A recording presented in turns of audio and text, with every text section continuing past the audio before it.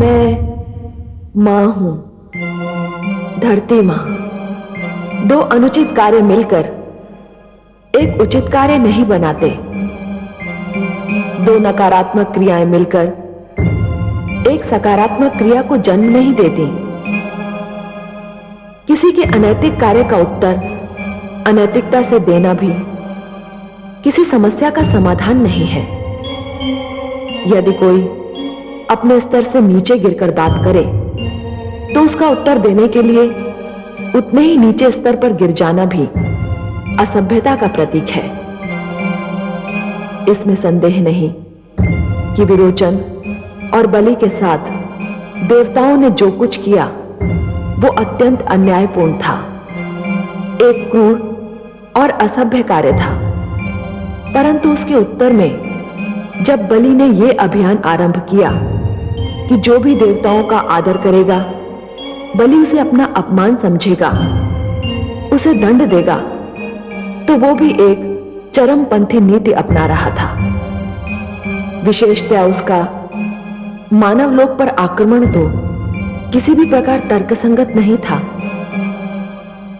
मुझे यह देखकर हर्ष हुआ कि देवताओं को अपनी भूल का आभास हो गया और भगवान श्री विष्णु ने उन्हें क्षमा भी कर दिया। मुझे बड़ी प्रसन्नता होगी यदि वो बलि को भी सत्य का मार्ग दिखाएंगे। मैं उनकी अनुपम और अद्भुत लीला देखने को व्याकुल हूं। उनको वामन अवतार के रूप में देखकर मुझे आनंद मिल रहा है। ये सब उन्होंने क्यों चुना, ये जानने को मैं भी उत्सुक हूं। ये वो मार्ग नहीं था बलि जो मेरे भक्त प्रहलाद ने चुना था। यह तो हिरण्यकशिपु की प्रवृत्ति का मार्ग था, जिसके दमन चक्र को रोकने के लिए स्वयं मुझे नरसिंह अवतार धारण करना पड़ा था। जब तुम उस मार्ग पर अत्यधिक आगे बढ़ चुके थे बलि, तब तुम्हें अपनी भूल का आभास अवश्य हुआ था, परंतु तब तक तुम स्वयं उस मार्ग से लौटकर नहीं आ सकते थे। तुम्हें सत्य के मार्ग पर केवल ईश्वर ही ला सकते थे, और इसीलिए मैंने यह वामन रूप धारण किया।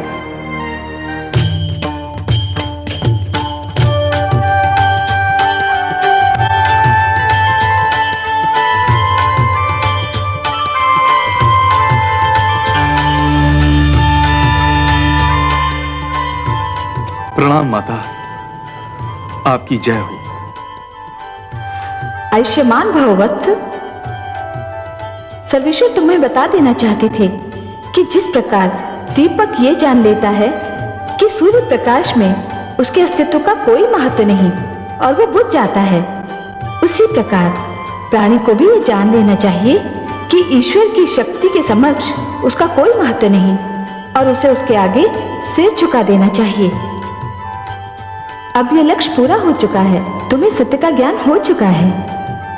मेरा सिर झुक चुका है माते, और इसीलिए हम दोनों तुमसे अत्यंत प्रसन्न हैं।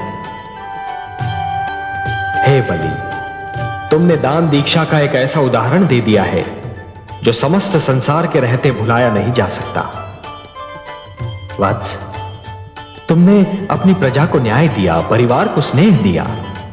बस एक भूल की तुमने, अपने क्रोध में अपनी सीमा भूल गए।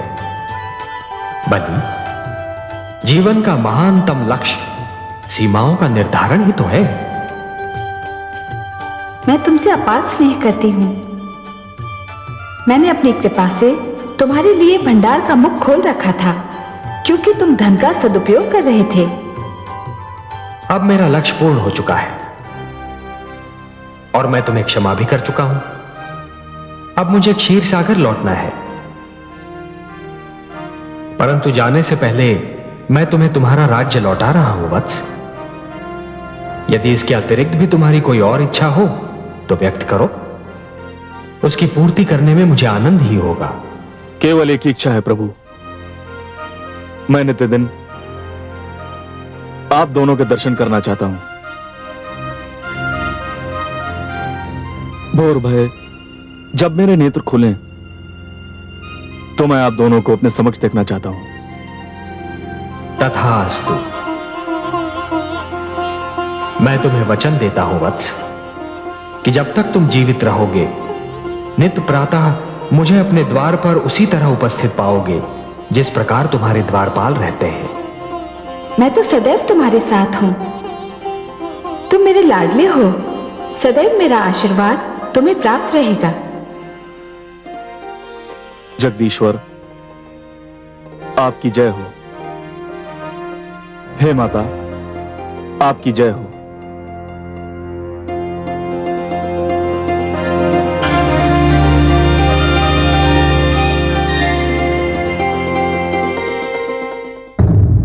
मैं मां हूं, धरती मां।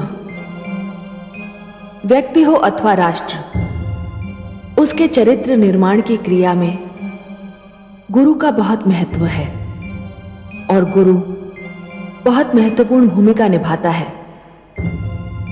जीवन के सत्य और ईश्वर की पहचान भी तो गुरु ही कराता है। गुरु उदार हो तो शिष्य उदारता का प्रतिबिंब हो जाता है। गुरु अभिमानी हो तो शिष्य पर भी उसका प्रभाव पड़ता है। प्रहलाद और बलि के जीवन इसके सबसे बड़े उदाहरण हैं। प्रहलाद को देवर्षि नारद जैसे गुरु मिले और वो भक्ति के इतिहास में अमर हो गए।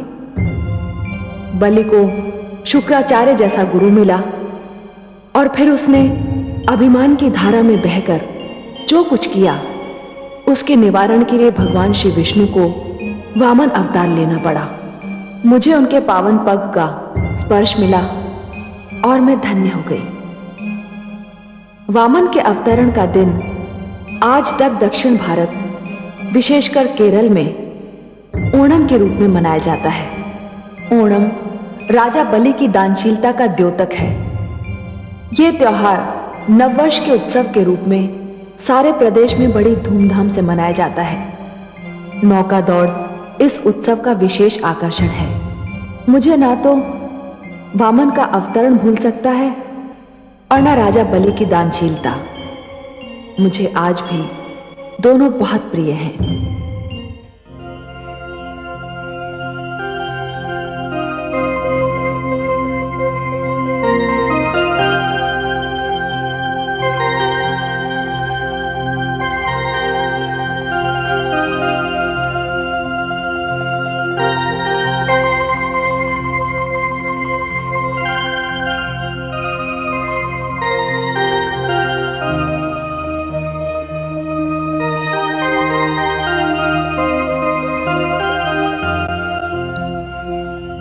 हे कमल नयन, मैं बहुत देर से दूर खड़ी आपको निहार रही थी। क्षमा कीजिए महादेवी, मुझे आपके आने का आभास ही नहीं हुआ। जब आप सृष्टि की चिंता में लीन होते हैं तो सदा आपकी यही दशा होती है। जिसको सारी जग की चिंता हो उसको इतना अवकाश ही कहां। नहीं महादेवी, यह बात नहीं है। आप तो हमारे तन मन में रमी हुई हैं। बल्कि मैं तो यह कहूंगा कि जब भी मैं स्वयं को देखता हूं तो मुझे अपने भीतर भी आप ही की झलक दिखाई पड़ती है। परंतु हे कमल नयन, जिसके मुस्कुराते मुख की कल्पना मात्र से मन में कमल खिल उठते हो, उस मुख पर चिंता की छाया हो तो सारी सृष्टि अंधकार में डूबी लगने लगती है। आपने वामन रूप लेकर बलि के अहंकार को समाप्त कर दिया था। आपने उस संधि को फिर से प्रस्थापित कर दिखाया जिसके अंतर्गत सदा के लिए देवलोक पर देवताओं का, असुर लोक पर असुरों का और मानव लोक पर मानवों का आधिपत्य बना रहेगा। तो फिर हे क्षीर सागर वासी, आप किस चिंता में डूबे हैं? हे महादेवी, यदि क्षितिज पर प्रकाश और अंधकार एक दूसरे से मिल रहे हो, परंतु यह जान नहीं पड़ रहा हो कि प्रकाश अंधकार में खोया जा रहा है या अंधकार प्रकाश को निगल रहा है, यदि विष और अमृत की धाराएं आपस में टकरा रही हो, परंतु यह नहीं जान पड़ रहा हो कि विष अमृत पर प्रभाव डाल रहा है या अमृत विष पर, यदि मीठे और खारे जल की धाराएं आपस में जूझ रही हो, परंतु यह ज्ञात नहीं हो रहा हो कि मीठा पानी खारा हुआ जा रहा है या खारे पानी में मिठास आ रही है, तो चिंता तो अवश्य होगी। कहने का तात्पर्य यह है महादेवी कि इस समस्त घटना चक्र में एक ऐसी घटना घटी है जो नहीं होनी चाहिए थी। बल्कि मैं तो यह कहूंगा कि यह घटना ऐसी घटना है जिसका परिणाम बहुत समय उपरांत ही ज्ञात होगा। मैं समझी नहीं पद्मनाभ। महादेवी, असुर और मानव आक्रमणकारी और आक्रमण के लक्ष्य के रूप में ही सही, पर एक दूसरे के संपर्क में आ गए हैं। तो क्या हुआ कमल नयन? तो क्या हुआ महादेवी? यदि इस संपर्क के कारण असुरों में मानवों के गुण आ जाएं, तब तो अति सुंदर होगा। परंतु कहीं यदि मानव में असुरों के अवगुणों का समावेश हो गया, तो यह एक बहुत बड़ी दुर्घटना होगी। मानव के मस्तिष्क में अहंकार भर जाएगा और वह स्वयं को ईश्वर मानने लगेगा। पर ऐसा क्यों होगा? मैंने कब कहा कि ऐसा होगा? महादेवी, क्या होगा यह तो विधाता ही जाने, पर ऐसा हो सकता है इतना तो मैं अवश्य सोच सकता हूं। और महादेवी, मेरी इस सोच का एक कारण भी है, और वो कारण यह है कि मानव जितना सुंदर है उतना ही उतावला, वो जितना बलवान है उतना ही दुर्बल, और उसका हृदय जितना विशाल है उतना ही वो लोभी भी है। और मेरी चिंता यह है महादेवी कि कहीं उसका उतावलापन, उसकी दुर्बलता और उसका लोभ उस पर विजय न पाले, जिससे उसकी अवनति हो जाए। और मानव की अधोगति का विचार मात्र ही मुझे व्याकुल कर देता है महादेवी। मैं मां हूं, धरती मां। मैं तुमको जिस युग की कथा सुना रही हूं, वो बहुत अद्भुत युग था। शिक्षा, ज्ञान और विद्या की दृष्टि से वो महान युग था।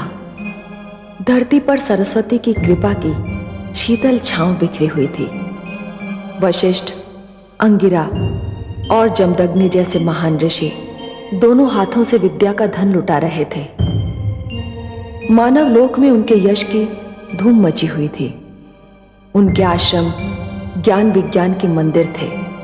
नित दिन नए वैज्ञानिक आविष्कार हो रहे थे। विद्यार्थियों और शिक्षार्थियों की भीड़ इन आश्रमों की ओर यूं खिंच रही थी जैसे पुजारी तीर्थ स्थानों की ओर खींचते हैं। इन आश्रमों के द्वार सबके लिए खुले थे। ऋषियों की लोकप्रियता अपने शिखर पर पहुंच चुकी थी। उनकी धर्म संसद राजाओं का पथ प्रदर्शन करती थी। उनके आचरण पर कड़ी दृष्टि भी रखती थी। परंतु जैसा कि अक्सर देखा गया है, मनुष्य बहुत जल्दी प्रतिबंधों से घबरा जाता है। धर्म संसद की कड़ी दृष्टि कुछ राजाओं को अखरने लगी। वे ऋषियों को अपना प्रतिद्वंदी समझने लगे। धर्म संसद के रूप में ऋषियों की शक्ति से उन्हें भय लगने लगा। वे घुटन महसूस करने लगे और ऋषियों की शक्ति को ललकारने के लिए उतावले हो उठे। ऐसे राजाओं की अगुवाई कर रहा था महेशमती नरेश राजा सहस्रार्जुन। राजपुरोहित, आप हमारी दी हुई सुविधाओं का अनुचित लाभ उठा रहे हैं। हमें अखेट पर जाने से रोकने का आपको साहस कैसे हुआ? क्षमा करें महाराज, किंतु मैंने जो कुछ भी कहा आपके और समस्त राज्य के हित में कहा। ग्रहों की दशा इस बात की अनुमति नहीं देती कि कल आप आखेट पर जाएं। ग्रह दशा कहती है कि यदि आप आखेट पर गए तो कुछ भी अशुभ घट सकता है। मैं अच्छी तरह जानता हूं, यह ग्रह दशा, यह भविष्यवाणियां, यह लगन और यह समय का निर्धारण हम जैसे राजाओं पर अंकुश लगाने के बहाने हैं। इस ढंग से आप हमारी स्वतंत्रता को अपने वश में करने की चेष्टा करते हैं। ये सारे आडंबर आप जैसे विद्वान इसलिए रचते हैं कि हम जैसे राजा आपके अधीन रहें। मैं आखेट पर जाऊंगा और मेरे इस निर्णय को कोई नहीं बदल सकता।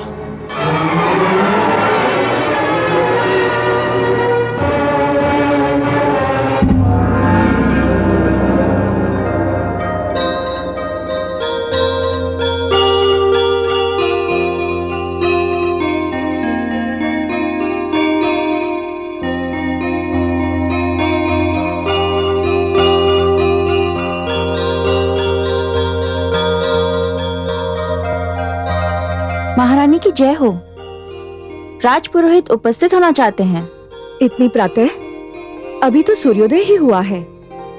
वे कहते हैं कि आपसे मिलना अत्यंत आवश्यक है। ठीक है, उन्हें बिठाओ, मैं अभी आती हूँ। जी महारानी।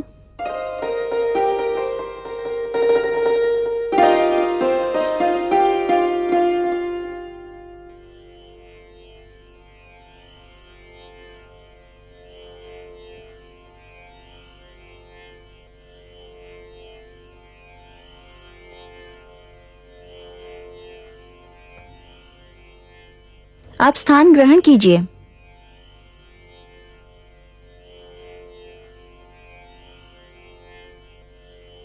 प्रणाम महारानी। प्रणाम। इतने सवेरे कष्ट देने के लिए क्षमा चाहता हूँ महारानी। दासी कह रही थी कि कोई अत्यंत आवश्यक कार्य है आपको। हाँ महारानी। तो फिर कहिए। महाराज सहस्त्र अर्जुन आज आखेट पर जा रहे हैं। ये तो कोई नई बात नहीं है राजपुरोहित जी, और ना ही मैं इसे इतनी आवश्यक सूचना समझती हूँ जिसके लिए सूर्योदय होते ही किसी को कष्ट दिया जाए। कष्ट देने के लिए एक बार फिर क्षमा चाहता हूं महारानी, किंतु अति आवश्यक कार्य यह बताना था कि महाराज का आज आखेट पर जाना उचित नहीं। क्यों? क्योंकि ग्रहों की दशा उत्तम नहीं है। ये बात आपने महाराज सहस्रार्जुन को नहीं बताई? बताई थी, किंतु किंतु क्या? किंतु उन्होंने मेरी बात सुनी अनसुनी कर दी। मैं तो उन्हें रोकने में असमर्थ रहा, किंतु जनहित ने मुझे विवश कर दिया कि भोर होते ही मैं आपको कष्ट दूं और आपसे निवेदन करूं कि आप उन्हें आखेट पर जाने से रोकें। यदि वो आज आखेट पर चले गए तो कुछ न कुछ अनर्थ होकर रहेगा।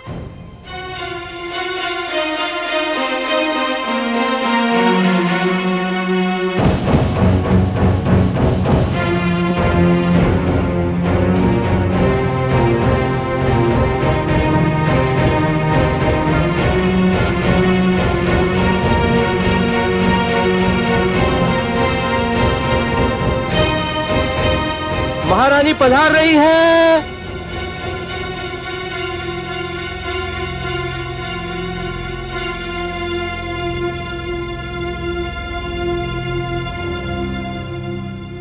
आपने यहां आने का कष्ट क्यों किया महारानी? हम अखेट पर जाते तो आपसे मिलकर ही जाते। मुझे इसलिए आना पड़ा महाराज कि मैं नहीं चाहती कि आज आप आखेट पर जाएं। क्यों? समझ गए। हमारे राजपुरोहित तो हमें वश में कर नहीं सके, इसलिए हमें वश में करने के लिए उन्होंने आपका आश्रय लिया।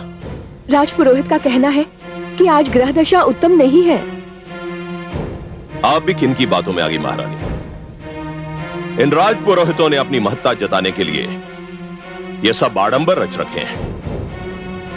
ग्रह दशा, शुभ घड़ी, उत्तम लग्न, ना ही इन बातों की कोई महत्ता है और ना ही इन ढोंगियों की। ठीक है, तो इसे मेरी ही विनती जानकर मान लीजिए और आखेट पर मत जाइए। आप अच्छी तरह जानती हैं महारानी कि मैं आपकी बात कभी नहीं टालता, परंतु मुझे खेद है कि मुझे आपकी बात टालनी पड़ रही है। जिन अतिथियों को मैंने निमंत्रण दिया है वो क्या सोचेंगे? और अब तो मुझे यह सिद्ध करने के लिए जाना होगा कि यह केवल ढोंग है। राजपुरोहित जैसे व्यक्तियों की बातों में ना कोई तर्क है और ना ही कुछ सत्य है।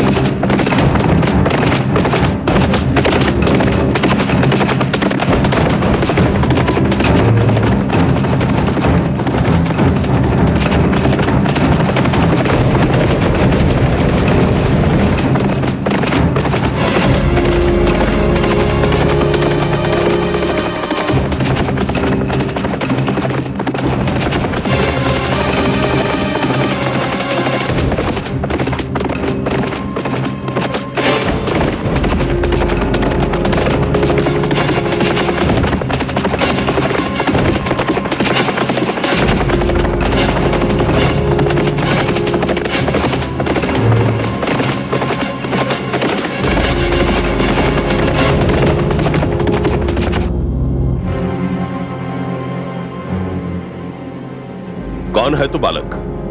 मैं ऋषि जमदग्नि का पुत्र कलश हूँ। तो हमारा मार्ग रोक के क्यों खड़ा है? हट जा सामने से। मैंने आपका मार्ग नहीं रोका, आप मेरे मार्ग पर आ गए हैं। देखते नहीं इस पद पर हमारा आश्रम है। क्षमा कीजिएगा, अभी तक मुझे आपका परिचय नहीं मिला। क्या तुमने हमें नहीं पहचाना? पहचान लिया होता तो आपको परिचय देने का कष्ट क्यों देता?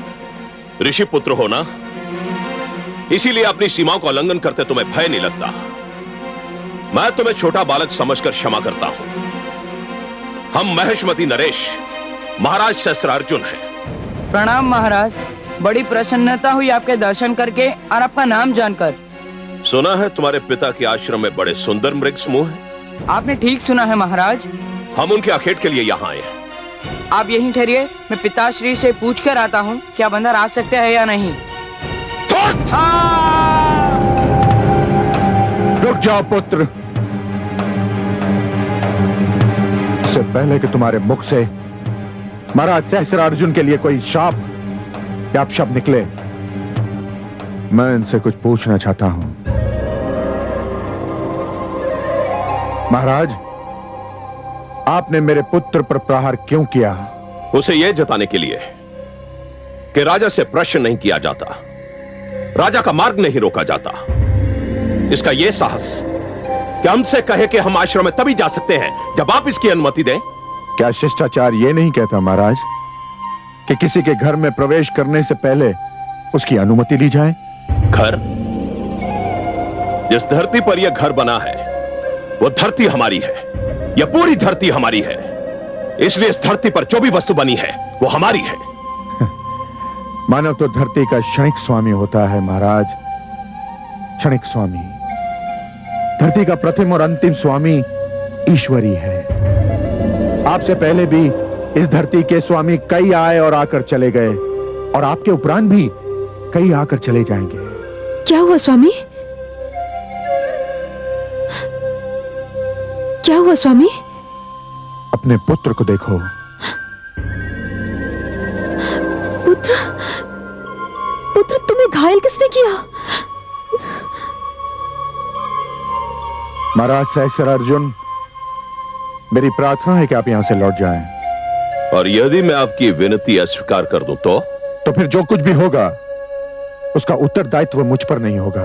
देखिए ऋषिवर, मैं यहां आखेट करने आया हूं और आखेट करके ही जाऊंगा। आप में इतना साहस, इतना बल नहीं कि आप मेरा मार्ग रोक सके। अन्याय को रोकने के लिए शारीरिक बल और शक्ति की आवश्यकता नहीं होती महाराज, उसे नैतिक शक्ति से भी रोका जा सकता है, और मैं इसी साधन से आपका मार्ग भी रोक लूंगा। शिष्यों, धरती पर लेट जाओ।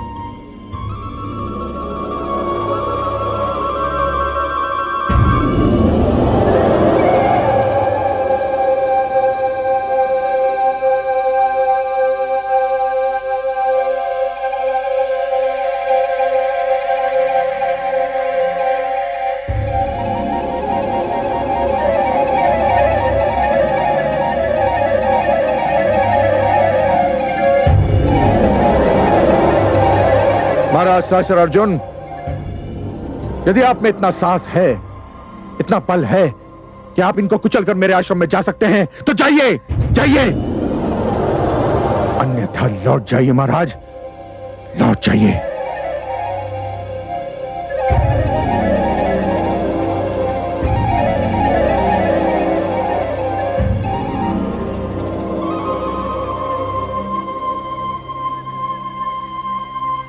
चलो।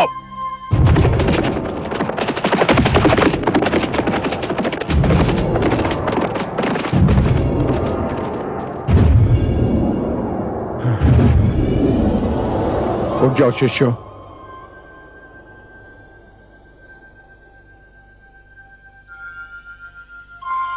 आओ पुत्र।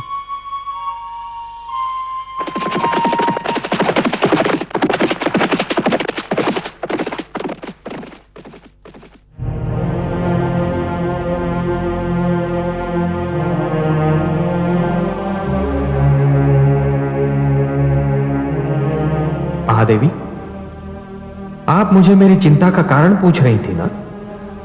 यही है मेरी चिंता का कारण। इसी क्षण की शंका मेरे मन में रह रहकर उभर रही थी। देखा आपने? देखा? असुरों और मानव का क्षणिक संपर्क अपना रंग दिखा रहा है। हाँ कमल नयन, मैं बड़े दुख से देख रही हूँ कि जिस मानव को फांस भी चुभे तो आप व्याकुल हो जाते हैं, जिस मानव को तनिक भी कष्ट हो तो आपकी योग निद्रा तक टूट जाती है, वही मानव आज ये भूलकर अपनी तेज, अपने यश और अपनी शक्ति पर इतरा रहा है। परंतु ये तेज उसे किसने दिया? उसका ये यश किसका दिया हुआ उपहार है? उसकी शक्ति किसकी कृपा का दान है? मैं मानव कथा के इसी मोड़ से चिंतित रहता हूं महादेवी। मानव जब इतना दुर्बल हो जाता है कि हर दुर्बलता उस पर विजय प्राप्त कर लेती है, तो वो अहंकार का आधिपत्य स्वीकार कर लेता है। महादेवी, जब दिन डूब जाता है और अंधकार छा जाता है, तो हर वो वस्तु जो प्रकाशमान थी अंधकार में लुप्त हो जाती है। महादेवी, वो वस्तु होती अपने ही स्थान पर है, परंतु केवल अंधकार के कारण दिखाई नहीं देती। उसी प्रकार जब मानव मस्तिष्क में अहंकार का आधिपत्य जम जाता है महादेवी, तो मानव अपनी ही सीमाओं को लांघ जाता है। वो जिन नियमों का पालन कर रहा था, वो नियम भी कहीं खो जाते हैं। ये सीमाओं का उल्लंघन और नियमों का भूल जाना एक दुखद कथा का आरंभ होता है महादेवी। हे कमल नयन, मानव आपको दुख दे रहा है, इसमें उसका कोई भला नहीं। बड़ा दुखद होगा वो दिन जब आपको मानव के विरुद्ध कोई पग उठाना पड़ेगा। यही भय मुझे भी लग रहा है महादेवी, यही भय मुझे भी लग रहा है। मैंने सदैव मानव की रक्षा की है, उसे कृपादान दिया है, पर लगता है कि मानव उन्हें भूल रहा है। महादेवी, आप जानती हैं कि मानव के दुख की गाथा कहां आरंभ होती है? जब मानव मानव से टकराता है, जब वो मानवता को भूलकर दूसरे मानव का शत्रु बन जाता है। हे प्रभु, इसमें आपकी क्या भूमिका होगी? महादेवी, आप सदैव मुझे दोषी के विरुद्ध और निर्दोष के साथ ही पाएंगी, अत्याचारी से दूर और दुर्बलों के साथ ही पाएंगी। यही होता रहा है और यही होता भी रहेगा।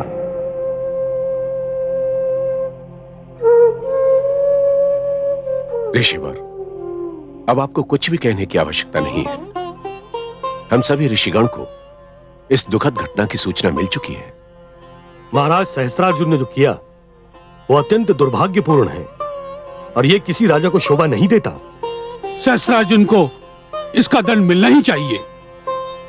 ऋषिगण, मैं इस घटना को मात्र एक घटना मानने के लिए तत्पर नहीं हूं।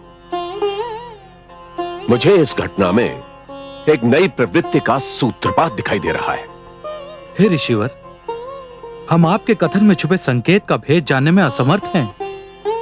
कृपया हमें स्पष्ट करें कि यह किस प्रवृत्ति का सूत्रपात है। मैं बहुत समय से देख रहा हूं कि कुछ राजा और सम्राटगण हम ऋषियों के अस्तित्व को अपने लिए एक चुनौती मानने लगे हैं। वे हमारे परामर्श को हस्तक्षेप, हमारे उपदेश को अपने ऊपर अंकुश और हमारे द्वारा दिए गए मार्गदर्शन को अपनी स्वतंत्रता का हनन समझने लगे हैं। उन्हें यह भ्रम हो गया है कि आश्रम राज शक्ति के समानांतर एक शक्ति बनती जा रही है। वे मानने लगे हैं कि आश्रम राजनीति का केंद्र बन गए हैं। महाराज सहस्रार्जुन द्वारा ऋषि जमदग्नि के पुत्र कलश पर यह निर्मम प्रहार इस बात का संकेत है कि राजागण आश्रम संस्था पर प्रहार करने के लिए उतावले हो रहे हैं। परंतु हमने तो राजशक्ति को कभी चुनौती दी ही नहीं ऋषिवर। समस्त संसार जानता है कि हमारे आश्रम शिक्षा और विज्ञान के केंद्र हैं, राजनीति के केंद्र नहीं। हमारे आश्रम ने संसार को विद्वान और वैज्ञानिक दिए हैं, राजनीतिज्ञ नहीं। ऐसा संसार जानता है, ऐसा हम समझते हैं, किंतु राजाओं को यही भ्रम है कि हम उन्हें ललकार रहे हैं। तो क्या इसका अर्थ यह हुआ ऋषिवर कि हम महाराज सहस्रार्जुन के अत्याचार को यूं ही चुपचाप सहन कर लें, पी लें? कदापि नहीं। आपके पुत्र पर प्रहार समस्त धर्म संसद के आदर और सम्मान पर प्रहार के समान है। आपका कथन उचित है। महाराज सहस्रार्जुन को सप्तऋषि सभा के समक्ष प्रस्तुत होकर अपने दुष्कर्म का उत्तरदायित्व लेना होगा। महाराज सहस्रार्जुन तक ये संदेश पहुंचा दें कि कल वे सप्तऋषि सभा के समक्ष उपस्थित हों। जो आज्ञा ऋषिवर।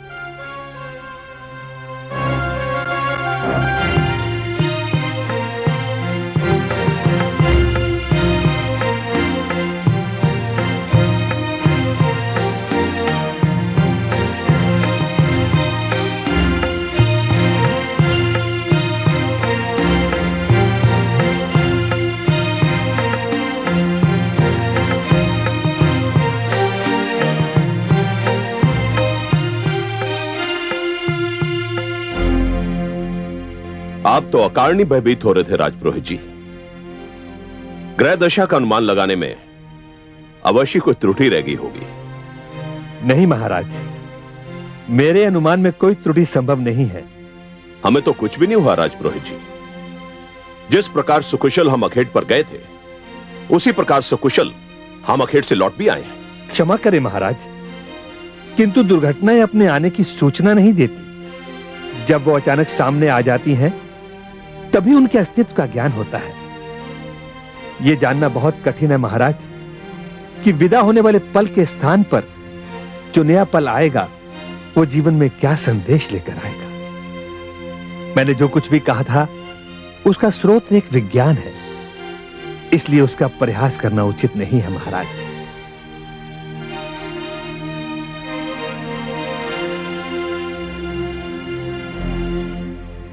महिष्मती नरेश की जय हो। धर्म संसद से एक ऋषिवर सप्तऋषि सभा का संदेश लेकर आए हैं।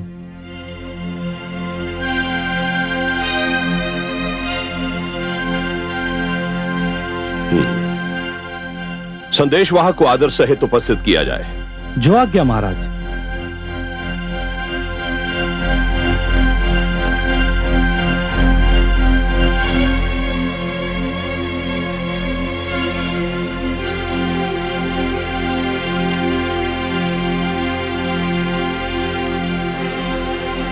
प्रणाम महाराज सहस्रार्जुन।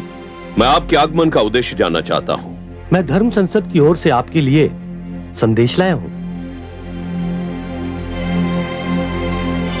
संदेश सुनाया जाए। धर्म संसद ने इच्छा प्रकट की है कि महिष्मती नरेश कल प्रातः उसके समक्ष उपस्थित हों।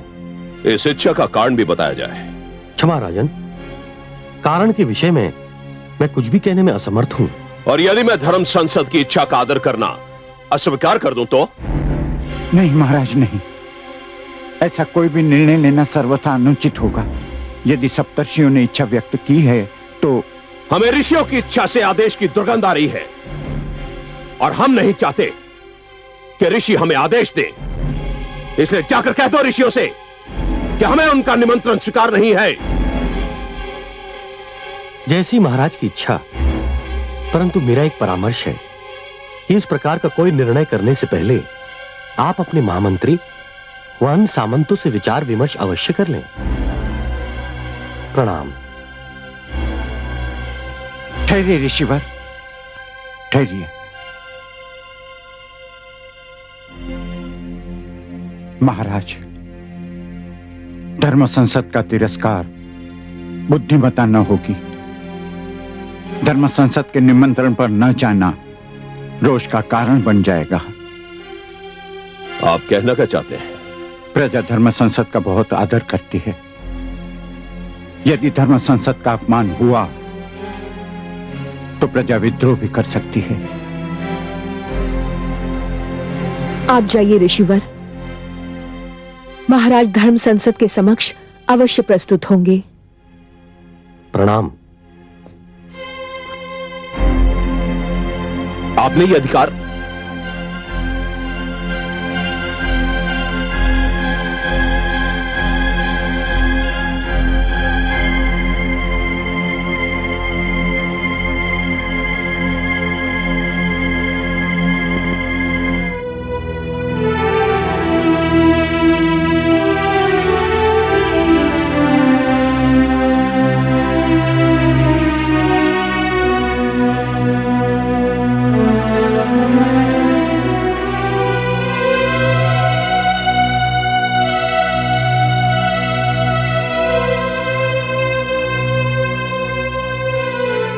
आपके नेत्रों के संकेत ने हमारे होंठ सी दिए थे महारानी, इसलिए हम कुछ कह नहीं सके। परंतु हमारी ओर से धर्म संसद का निमंत्रण स्वीकार करना हमें अच्छा नहीं लगा। क्षमा करें स्वामी, परंतु उस समय आप आवेश में थे और आवेश में लिए जाने वाले निर्णय बहुधा हानिकारक सिद्ध होते हैं। हम राजा हैं महारानी, और इस धरती के बहुत बड़े क्षेत्र के स्वामी हैं। इस क्षेत्र पर हमारा आधिपत्य है, हमारा राज्य है। इस क्षेत्र में रहने वाले समस्त प्राणी हमारे आदेश का पालन करते हैं। ऋषि भी इसी क्षेत्र के वासी हैं, उन्हें भी हमारे आदेश का पालन करना चाहिए। हम उनके आदेश का पालन क्यों करें? स्वामी, ये सत्य है कि ऋषिगण भी इसी क्षेत्र के वासी हैं, परंतु ये भी सत्य है कि हम जिस जीवन प्रणाली को मानते हैं उसमें ऋषियों का एक विशेष स्थान है। ऋषियों को यह स्थान हमारी उदारता के कारण मिला है महारानी। परंतु मिला तो है। इसका अर्थ यह तो नहीं कि वो हमसे टकराने लगे, हम पर आदेश चलाने लगे। नहीं महारानी, ऋषि अपने आप को आवश्यकता से अधिक शक्तिशाली समझने लगे हैं। इनकी शक्ति पर अंकुश लगाना होगा। मेरे विचार में यह अनुचित होगा। क्यों अनुचित होगा? हे राजन, वे हमसे दूर अपने संसार में मग्न हैं, शिक्षा दान करके समाज की सेवा कर रहे हैं, समाज को अच्छे नागरिक दे रहे हैं, लोभी नहीं है, वे धन और सत्ता नहीं चाहते। सत्ता नहीं चाहते, परंतु सत्ताधारियों को नीचा अवश्य दिखाना चाहते हैं। बार बार इस बात को जताना चाहते हैं कि राजा के पास शारीरिक बल है, इसलिए उसका मान कम है। ऋषियों के पास बुद्धि बल है, इसलिए उनकी श्रेणी ऊंची है। और धन, महारानी आप जानती हैं आश्रमों में कितना धन है? उनके पास राजकोष से अधिक धन है महारानी। ये धन तो उनको धनाढ़ शिष्यों ने दिया है, वे तो शिक्षा के लिए शुल्क भी नहीं लेते। आप कुछ भी कहें महारानी, मेरा वहां जाने को मन नहीं करता। परंतु बुद्धिमता की यही मांग है। यदि आप समझते हैं कि ऋषिगण राजशक्ति को ललकार रहे हैं, तो भी आपका उनके पास जाना और हर बात को तर्क की तुला में तोलना आवश्यक है। मैंने बस यही सोचकर आपकी ओर से उनका निमंत्रण स्वीकार कर लिया था। और मेरी विनती है, मुझे विश्वास है कि आप मेरी लाज रखेंगे।